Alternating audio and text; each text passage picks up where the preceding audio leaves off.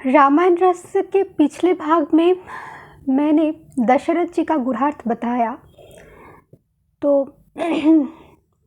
और अयोध्या का राजा दशरथ, इसका भी गुणार्थ मैंने बताया। जो हमारे शरीर है वो रथ है, और जो रथ, शरीर रूपी रथ दशेंद्रिय द्वारा सुसज्जित है। सुसज्जित अर्थ जो दशेंद्रिय ज्ञान का प्रकाश करते हैं, विस्तार करते हैं, ज्ञानमय प्रकाश द्वारा सुसज्जित है, वही शरीर दशरथ है। उस एक एक इंद्रिय अपने इष्ट में लीन रहते हैं, इसीलिए परमानंद मग्न रहते हैं। इसलिए ना तो वहाँ कोई योद्धा है, ना कोई युद्ध है, ना कोई द्वंद्व है। इसलिए अयोध्या का राजा दशरथ। तो पिछले भाग में मैंने यही कहा। तो आज जो बताने जा रही हूँ वो है दशरथ की जो 3 पत्नी थी, कौशल्या, कैकेयी और सुमित्रा। ये 3 पत्नी का गुणार्थ क्या है, 3 पत्नियों का गुणार्थ क्या है। और दशरथ जी का तीसरी पत्नी कैकेयी का जो दासी मंथरा, इसका गुणार्थ क्या है। तो ध्यान से सुनिएगा। देखिए, पत्नी शब्द का अर्थ है स्त्री। तो वेद विहित मैं स्त्री शब्द का व्याख्या पहले करना चाहती हूँ। स्त्री को बुद्धि कहा गया वेदों में, और बुद्धि को हम क्या कहते हैं, मति। हम जानते हैं मति शब्द का अर्थ है बुद्धि, और वो बुद्धि स्त्री रूपी है जो आत्मा रूपी पुरुष को, आत्मा रूपी परम ज्ञान को माया द्वारा भटका देते हैं जगत में, और निकल भी सकते हैं इस बुद्धि द्वारा माया से, क्योंकि बुद्धि ज्ञान और अज्ञान को धारण करता है धृति द्वारा। इसीलिए ये बुद्धि स्त्री रूपी है। इसीलिए इसका नाम है श्रीमती। बुद्धि का नाम तो मति है ही, और ये स्त्री रूपी है, इसीलिए इस बुद्धि को श्रीमती कहा जाता है। और सांसारिक क्षेत्र में भी पत्नी को श्रीमती कहा जाता है। तो ये जो दशरथ जी के 3 पत्नी थे, ये बुद्धि रूपी, बुद्धि का ही 3 वृत्तियां है। ये 3 वृत्तियां क्या क्या है। एक है ज्ञान, ध्यान से सुनिएगा। एक है ज्ञान, दूसरा ज्ञेय, तीसरा ज्ञाता। बुद्धि का 3 प्रकार भेद है, ज्ञान, ज्ञेय, ज्ञाता। यही है 3 श्रीमती, 3 स्त्री, 3 पत्नी दशरथ रूपी साधक का। तो अब एक एक श्रीमती का गुणार्थ बता रही हूँ।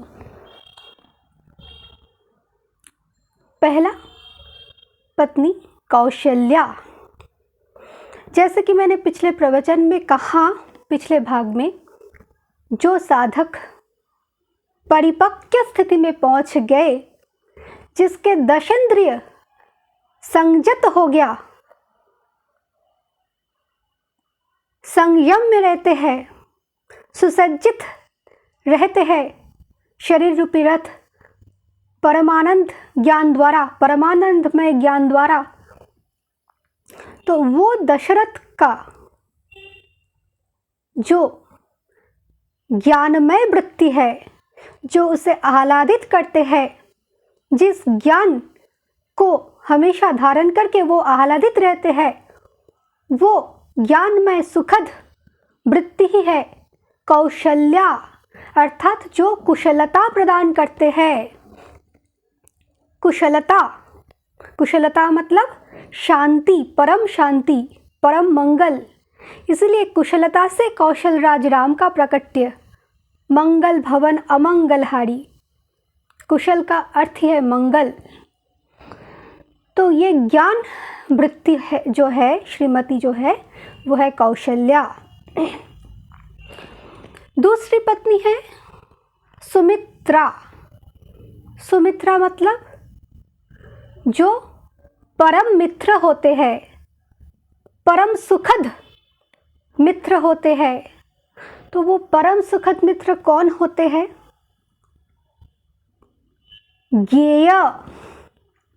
ज्ञेय मतलब जो ज्ञान धारण करने का योग्य है, जो ज्ञान धारण करने से कुशलता बनी रहती है, परम मंगल होता है, वही धारण योग्य ज्ञान ही है सुमित्रा।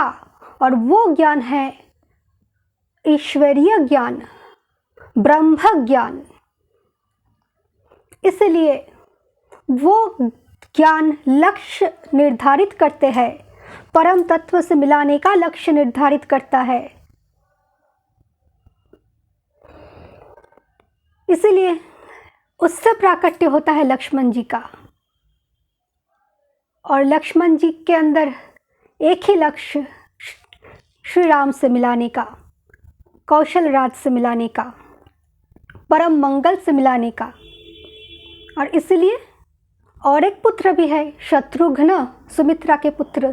क्योंकि ये जो मित्र रूपी ज्ञान है, परम ज्ञान है, जो धारण योग्य है, उसे धारण करने मात्र सारे विकार अपने आप हट जाते हैं, दूर भाग जाते हैं। वो जो विकार रूपी शत्रु है वो भी भाग जाते हैं और लक्ष्य को दृढ़ करते हैं। इसलिए वो सुमित्रा के दो पुत्र हैं, लक्ष्मण और शत्रुघ्न।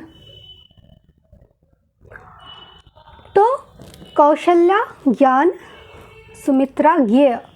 और तीसरी जो पत्नी है वो है कैकेयी, जो बुद्धि का तीसरा वृत्ति है, ज्ञाता। अर्थात जो दशरथ स्वयं है, जो साधक स्वयं है,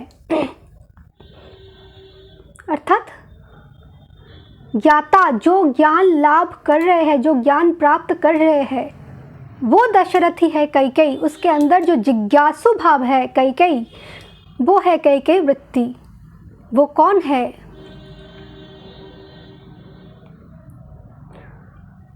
वो कहाँ से आए हैं? ये ब्रह्म जिज्ञासा ही कैकेयी वृत्ति है। और निरंतर विचार द्वारा, ब्रह्म जिज्ञासा द्वारा, आत्मतत्व चिंतन द्वारा, कैकेयी वृत्ति द्वारा ही कोई अपने आप को, अपने अंदर राम को पा सकते हैं।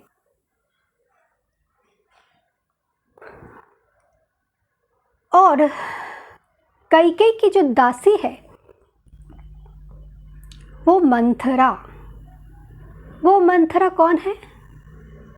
वो मंथरा मन का मंथर गति अर्थात दुष्प्रारब्ध है। दशरथ रूपी साधक जब अपने ब्रह्म चिंतन, ब्रह्म विचार द्वारा निरंतर कैकेयी द्वारा चालित होकर, दशरथ जी के सबसे प्रिय पत्नी कैकेयी था, क्योंकि ये जो ज्ञाता रूपी वृत्ति है वही उसे राम प्राप्ति के लिए आगे बढ़ाते हैं। ज्ञाता ही ज्ञान और ज्ञेय के प्रति उत्साह बढ़ाते हैं। बहुत ध्यान से समझिएगा, बहुत सरल तत्व भी है और जटिल भी है। तो ये कैकेयी और दशरथ भिन्न नहीं है। दशरथ का ही शिष्य अथवा ऐसा भी कह सकते हैं, दशरथ का ही जिज्ञासु रूपी जो अभिमान, थोड़ा अभिमान वृत्ति है, वो है कैकेयी कि हमें मिलना है राम से, हमें पूर्ण राम बनना है, परिपूर्ण बनना है, हमें आत्मस्वरूप में रहना है। ये जो ब्रह्म विचार वृत्ति, ये है कैकेयी। और जब साधक परिपूर्ण होने से पहले जो दुष्प्रारब्ध आते रहते हैं, अनंत काल के जो प्रारब्ध कर्म, संचित कर्म द्वारा विचलित होते रहते हैं साधक, वही मन का मंथर गति साधना में जब काम करने लगते हैं, भटकाने की प्रयास करते हैं, तो वो वृत्ति, वो मन रूपी दासी वृत्ति है मंथरा। जो क्षत्रिय है वो मन से परे है, दशरथ जी क्षत्रिय, वो मन से परे, कई मन से परे, इसलिए मन दासी। फिर भी दासी होते हुए भी मन तो अपना काम करेगा ही, जब तक वो परिपूर्ण राम स्वरूप में, रामानंद में विभोर ना हो जाए, परिपूर्ण राम ना बने, परिपूर्ण आनंद ना बने, तब तक ये मन भटकाते रहेगा जैसे मंथरा ने किया। तो ये मन के मंथर गति अथवा दुष्प्रारब्ध ही मंथरा है, लेकिन ये सहायक है। जो अपने स्वरूप में स्थिर होना चाहते हैं, उसे मंथरा को अवश्य संभव ही पार करना पड़ता है। और जो पुत्रेष्टि यज्ञ हुआ था, पुत्रेष्टि यज्ञ, इसका भी थोड़ा सा गूढ़ार्थ मैं बता रही हूँ। देखिए, पुत्र शब्द का अर्थ होता है जो पुत नामक नरक से त्राण करते हैं। तो ये पहले भी मैंने कह चुका कि पुत नामक जो नरक है वो मानो ये भवसागरी है। नरक शब्द का अर्थ क्या है? नर युक्त क, नर क शब्द का अर्थ है शरीर, काय, अर्थात नर शरीर ही जब जगत में आते हैं, प्रपंच में फंस जाते हैं, तो वो नरक यंत्रणा ही है, नरक ही है। तो इस भवसागर से जो त्राण करते हैं वो वृत्ति है पुत्र। पुत्र, इसलिए यज्ञ का नाम देखिए, पुत्र इष्ट यज्ञ, इष्ट को बुलाना अंदर, इष्ट को अपने अंदर प्रकट करना, वही है पुत्रेष्टि यज्ञ। तो आज यही तक मैं अंत करती हूँ। अगले दिन श्रवण कुमार के बारे में बताऊंगी, श्रवण कुमार के गूढ़ार्थ। धन्यवाद।